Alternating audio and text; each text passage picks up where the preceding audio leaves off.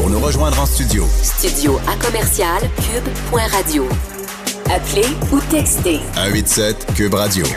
1877-827-2346. On voit de plus en plus de fraudes dans l'actualité là, qui concerne surtout toutes les transactions qui se passent sur le web. Là, c'est une histoire qui s'en va avoir des échos jusqu'aux États-Unis parce qu'on n'a pas fraudé 100$, 1000$. C'est des millions de dollars qu'un Montréalais a subtilisé à plein de citoyens américains. Pour parler de cette histoire-là, Jacques Sauvé est expert en cybersécurité. Bonjour, M. Sauvé.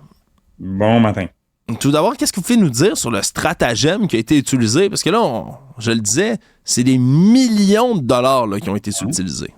Oui, c'est pas la première fois. Là, lui, d'après ce que j'ai compris, c'est qu'il a monté des fausses compagnies aux États-Unis qui vendaient des genres d'abonnements là, de services Internet. Puis, drôle de coïncidence, justement, hier, il y a un organisme avec lequel je travaille en Estrie, qui est basé à Magog, qui m'envoie un courriel qu'un de ses clients a reçu, là, où on lui disait qu'il devait payer 250$ US pour garder sa page de compagnie active sur Google, hein, pour qu'on mette notre compagnie sur Google, là, puis qu'on s'affiche. Ouais. Google ne charge pas pour ça, là. Puis 250 USD, puis là, je regarde le site, le domaine a été enregistré cette année, une couple de mois, fait que là, je disais, non, touche pas à ça, c'est de l'arnaque, là. Mais apparemment que plusieurs entreprises auraient reçu ce genre d'invitation-là ou ce genre de courriel-là dans la dernière semaine. Fait que c'est monnaie courante, ces choses-là. Puis, ouais, lui, c'est une couple de millions, mais on peut se souvenir, là, il y a 2 ans, la GRC, l'FBI avait arrêté à Gatineau un gars qui s'appelait Sébastien quelque chose, j'oublie son nom. On l'appelait le pirate de Gatineau. Hein, puis lui, il faisait la même chose, là. Il s'était affilié avec un groupe russe de cyber méchants, puis il extorquait des compagnies. Lui, il était rendu à 24 millions de dollars dans son portefeuille de crypto-monnaie. Là. Ça marchait, son affaire. Mais c'est la FBI qui l'ont pogné. Ils sont venus ici de l'arrêter. Il y a eu extradition aux États-Unis. Les Américains, là, ça niaise pas avec le POC, comme on dit. Le juge là-bas a décidé d'en faire un exemple. Puis là, le jeune, il est 20 ans en prison en Floride. Hey, c'est le fun. Fait que le monsieur dans notre histoire, là, clairement que lui aussi va se ramasser une couple d'années en prison, là. Ouais, M. Poupac Janissard de son nom, il reste jusqu'à 40 ans de prison, lui qui a 52 ans. On se comprend que s'il sort, il va sortir vieux si jamais il est reconnu coupable là, de la sentence maximale. Dans son cas, lui, on n'était pas en train d'extorquer des entreprises en tant que telles. C'est ce que je comprends. On allait passer comme des paiements subtils, mensuels, mais dans plein de comptes. Ça, c'est un stratagème qui doit fonctionner, ça, avec les gens qui regardent plus nécessairement toutes leurs transactions. Clairement. Puis c'est une des raisons que je me répète souvent, là, de dire surveillez vos comptes de banque, surveillez vos cartes de crédit, que ce soit les entreprises ou les particuliers, là, les consommateurs. Moi, perso, là, constamment, je télécharge toutes mes transactions de bancaires là, dans Quicken, là, hein, c'est le logiciel qui existe depuis longtemps, puis là, je classifie toutes mes transactions. Fait que moindrement qu'il y a quelque chose d'anormal, je vais le voir.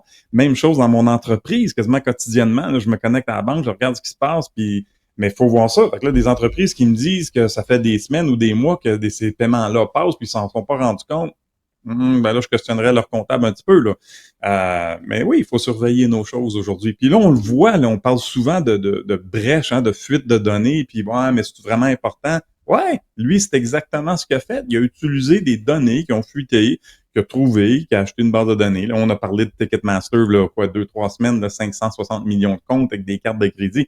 Ben, c'est ça qu'ils font, les cyber méchants. Ils utilisent ces données-là pour arnaquer le monde.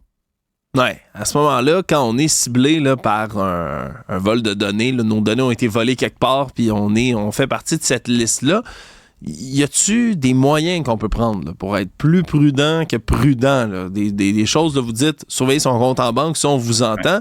Mais quand on commence à voir qu'on est ciblé, puis ciblé, puis ciblé, là, qu'est-ce qu'on peut faire? C'est juste de rester vigilant. Je dis tout le temps, le plus beau cadeau que les gens peuvent se faire, c'est d'apprendre à utiliser un gestionnaire de mots de passe, hein, pour pouvoir utiliser des mots de passe très complexes et surtout différents pour chaque site et service. L'autre chose qu'on peut faire ici au Québec, on est chanceux, on a une loi depuis l'année dernière qui dit que les compagnies comme TransUnion et Equifax doivent nous fournir le service gratuitement de barrer notre dossier de crédit. Alors, ça, c'est bon. Fait que ça, on peut en profiter. Si vous savez, si quelqu'un sait là, qu'il y a eu une fuite de données comme Ticketmaster, quand j'en parlais il y a 2 semaines, qui incluait des méthodes de paiement, là, des cartes de débit ou des cartes de crédit, appelez la banque, faites-les changer. Hein? Mettez les ciseaux dedans, faites annuler ça, puis faites changer vos cartes. Comme ça, même si ça fuite sur le dark web, ben les cartes sont plus bonnes, sont désactivées. Il y a un dossier dans les pages du journal qui paraît en même temps aujourd'hui de notre collègue Francis Pilon, journaliste qui s'est intéressé aux fraudes sur Marketplace. On le sait, dans les dernières années, c'est quelque chose qui a explosé, M. Sauvé. Là, on parle 825% d'augmentation du côté des appels de la SQ depuis 2020. Vous, qu'est-ce que vous conseillez aux gens quand ils utilisent Marketplace? C'est une belle plateforme, on veut continuer à l'utiliser, mais c'est plein de bandits. C'est plein de bandits, c'est rendu une poubelle cette affaire-là. Malheureusement, parce que je veux dire, oui, ça se vend, ça va bien, là, c'est facile de trouver des choses, mais si vous êtes acheteur, envoyez pas de dépôt. Hein? Il dit, envoie-moi 50$, puis je garde ça. Non. On se rencontre en personne, puis garde, on échange. Pas d'affaire de, garde, envoie-moi ça, mais je vais pas le déposer, puis je vais te l'envoyer par courrier. Non, moi, quand je mets des choses à vendre sur Marketplace, je m'en suis servi souvent, c'est en personne. Hein? Je dis, c'est local seulement, c'est en personne, on se rencontre dans un point public, puis on fait la transaction là, live, en personne, en présentiel. Fait que si vous êtes vendeur, même chose, là, hein? Souvent, là, j'ai mis des choses à vendre, ça prend quelques minutes, quelqu'un dit « Ouais, mais j'habite loin, fait que là, je vais t'envoyer un genre de dépôt Canada Post, là, puis tu vas envoyer l'argent là, mais ça va être juste quand tu vas recevoir le stock, quand je vais recevoir ça, que ça va débloquer. » Non, pas d'affaire de même, là. C'est en présentiel tout le temps. Oui, ça, c'est un des conseils les plus importants pour celle-là. Là, je viens de nommer 2 fraudes différentes, mais on pourrait en nommer là, des dizaines pendant des heures. Monsieur Sauvé, vous, est-ce qu'il y a 1 ou 2 fraudes, là, 2 types de fraudes qui vous alarment plus que d'autres?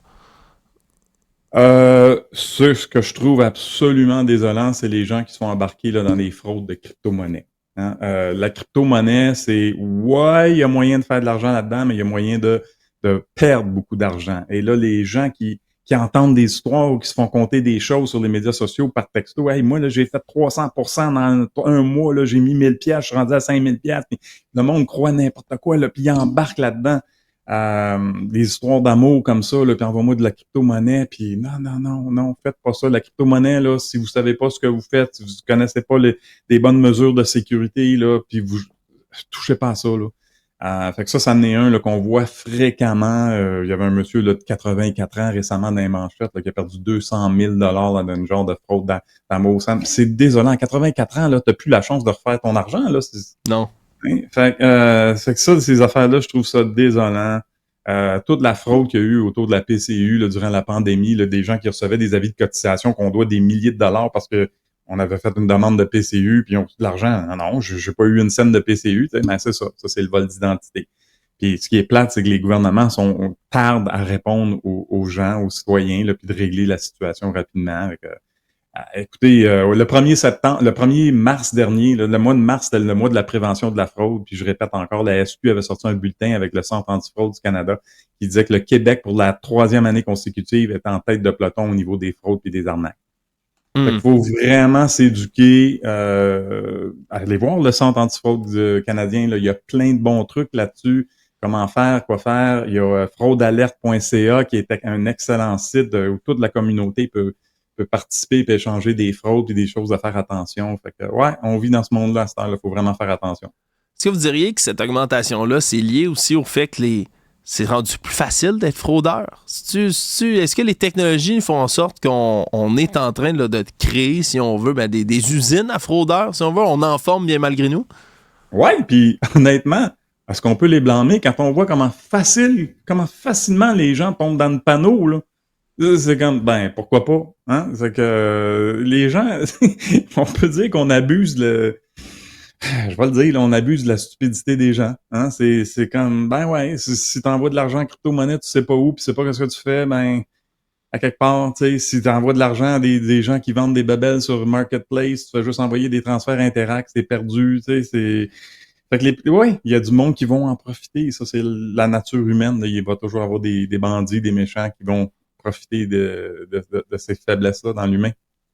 En terminant, M. Sauvé, vous parliez des gouvernements qui sont à la traîne, malheureusement, qui sont trop lents pour répondre, qui vont tarder à répondre à ces nouvelles innovations-là. Trouvez-vous que de manière générale, ici au Québec, on manque d'innovation en termes de cybersécurité? On est trop en retard sur le POC, comme on dirait en bon québécois?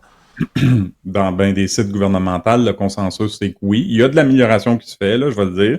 On voit des améliorations, on voit des belles initiatives. Le système d'authentification gouvernementale, là, je connais des gens qui travaillent là-dessus. Puis oui, ça s'en vient. Le dossier numérique là, pour la santé, enfin, là, je viens de vivre de quoi, il y a un mois, puis je suis allé à l'hôpital, puis je regardais ça, là, c'est tout au papier, là. Ouais, Au c'est papier, fou, au hein, ça? fax, puis 3 fois, j'ai dû répéter mon histoire, là, parce que c'est du papier à chaque fois. Fait que là, ouais, j'ai hâte de voir cette technologie-là arriver.